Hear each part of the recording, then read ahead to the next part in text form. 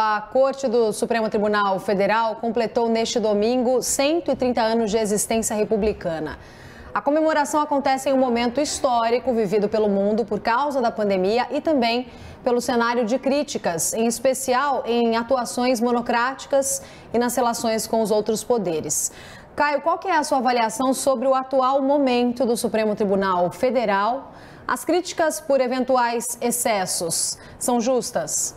Bom, embora a atual composição do STF seja para muitos, um motivo de vergonha nacional, o Supremo Tribunal deve sim ser celebrado enquanto uma instituição republicana longeva dedicada à guarda da Constituição. Mas parabenizar o tribunal, como eu estou fazendo agora, não significa aplaudir seus ministros e tampouco endossar suas decisões judiciais. De forma análoga, ofender a sensibilidade de uma autoridade pública não é o mesmo que atacar a instituição a qual ela pertence. Mas, numa demonstração clara de intolerância a críticas, o STF transformou bravatas e injúrias em crime de Estado, lançando mão de censura e de mandados de prisão para calar os seus detratores. Acontece que os ministros não são o tribunal, eles apenas estão no tribunal. E alguns deles, como jabutis numa árvore, chegaram lá confirmando aquela máxima muito espirituosa atribuída a Margaret Thatcher. A democracia não é um sistema feito para garantir que os melhores sejam escolhidos, mas para impedir que os piores fiquem lá para sempre. O problema é que no caso do STF, os piores podem ficar lá por muito tempo. O senhor Gilmar Mendes, por exemplo, só terá sua aposentadoria compulsória em 2030. E fica aqui uma ressalva. Como o ministro Gilmar se tornou uma referência nacional e mundial na soltura de corruptos condenados, eu confesso que meu juízo sobre ele não é dos melhores. Por isso, no intuito de oferecer um outro ponto de vista ao espectador, eu recorro à opinião dos pares e destaco falas do ministro Luiz Roberto Barroso dirigidas diretamente ao ministro Gilmar Mendes na sessão plenária de 21 de março de 2018. Peço licença para uma interpretação. Você, Gilmar Mendes, é uma pessoa horrível, uma mistura do mal com atraso e pitadas de psicopatia. Vossa Excelência não consegue articular um argumento. A vida para Vossa Excelência é ofender as pessoas, é bilis, ódio, mau sentimento. Vossa Excelência, Gilmar Mendes, nos envergonha. Vossa Excelência é uma desonra para o tribunal. Um temperamento agressivo, grosseiro, rude, não tem ideia, não tem patriotismo, está sempre atrás de algum interesse que não o da justiça. Lembrando que as opiniões emitidas pelo ministro Barroso não refletem necessariamente a posição da CNN nem a minha. Mas a julgar por esse franco desabafo do ministro, nós podemos inferir que o Supremo Tribunal Federal não é mais um ambiente de excelência, mas sim um ambiente das excelências. E por sinal, esse pronome, Vossa Excelência, tornou-se uma mera formalidade de tratamento que não reflete a envergadura moral, muito menos brilhantismo intelectual.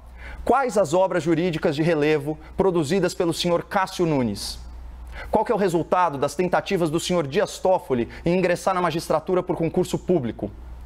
Onde que está a exigência constitucional do tal notável saber jurídico? Teve o mesmo destino que a expressão Vossa Excelência. Virou uma questão protocolar, num colegiado que está desmoralizado.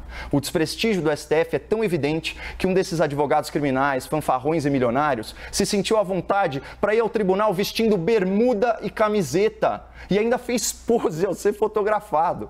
Então, pelo menos agora a gente sabe que se o STF fizesse uma festa de 130 anos, o traje seria informal completo e de preferência calçando chinelos ou sandálias. O atual presidente do tribunal, o ministro Luiz Fux, ele publicou uma nota sobre o aniversário da corte, afirmando que o tribunal é um vetor positivo de segurança jurídica e de proteção das liberdades humanas e garantias fundamentais. De que tribunal o senhor está falando, ministro? Segurança jurídica? Desde 2009, o STF mudou 3 vezes de opinião sobre a prisão após julgamento de segunda instância. E o atual entendimento só faz estimular a impunidade. O senhor Fux também fala em proteção das liberdades humanas. Comecem respeitando a liberdade de expressão dos seus críticos, sem censurar matérias da imprensa ou suspender perfis em redes sociais. E, finalmente, sobre o último ponto, as garantias fundamentais citadas pelo Dr. Fux, que tal começar pelo básico, como o devido processo legal? Os senhores se encastelaram covardemente atrás de um inquérito perpétuo em que vocês são as vítimas, os investigadores, os acusadores e os juízes. Isso é imoral, isso é ilegal, é inconstitucional e viola direitos humanos. Tanto que a Procuradora-Geral da República, doutora Raquel Dodge, requereu o arquivamento dessa aberração jurídica. Eu louvo o esforço vão do presidente Fux em zelar pela imagem da sua corte, mas o conteúdo de certas decisões judiciais dos seus colegas, sempre em benefício da bandidagem engravatada, fazem a população ecoar aquele desencanto manifestado por Rui Barbosa, esse sim, um grande jurista e defensor do Supremo Tribunal Federal. Leio para vocês: de tanto ver triunfar as nulidades, de tanto ver prosperar a desonra, de tanto ver crescer a injustiça, de tanto ver agigantarem-se os poderes nas mãos dos maus, o homem chega a desanimar-se da virtude, a rir-se da honra e a ter vergonha de ser honesto. Tão decepcionado e tão desiludido está o povo brasileiro com os ministros do STF, que na última grande pesquisa de opinião do Datafolha sobre o prestígio das instituições, menos de 1/5 dos entrevistados manifestaram grande confiança no tribunal. Essa confiança generalizada no STF explica, em parte, a lembrancinha de aniversário entregue pelo corajoso senador por Goiás, Jorge Cajuru.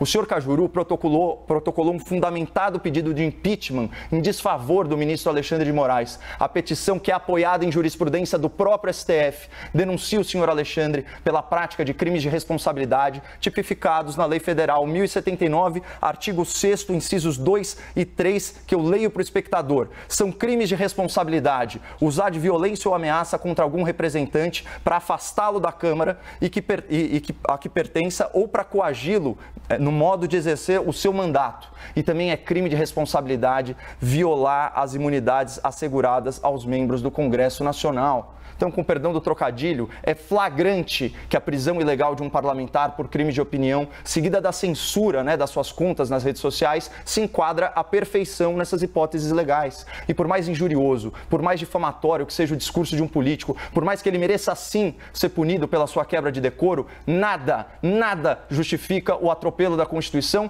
muito menos por um ministro do Supremo Tribunal Federal. Mas, como eu disse, o pedido de impeachment assinado pelo senhor Cajuru é só uma lembrancinha. O verdadeiro presente de aniversário cabe ao novo convidado dessa festa, o senhor Rodrigo Pacheco, presidente do Senado. É exclusivamente dele a decisão de encaminhar ou não encaminhar as graves denúncias feitas contra Alexandre de Moraes. E, para nossa sorte, milagrosamente, o senador Rodrigo Pacheco não é réu no STF, o que nos dá alguma esperança de que ele cumpra o seu papel constitucional e inicie para ontem, a análise do impedimento do ministro Alexandre de Moraes. Portanto, estamos aí no aguardo desse presente de aniversário e desejamos os parabéns à instituição do Supremo Tribunal Federal, apesar de alguns dos seus integrantes.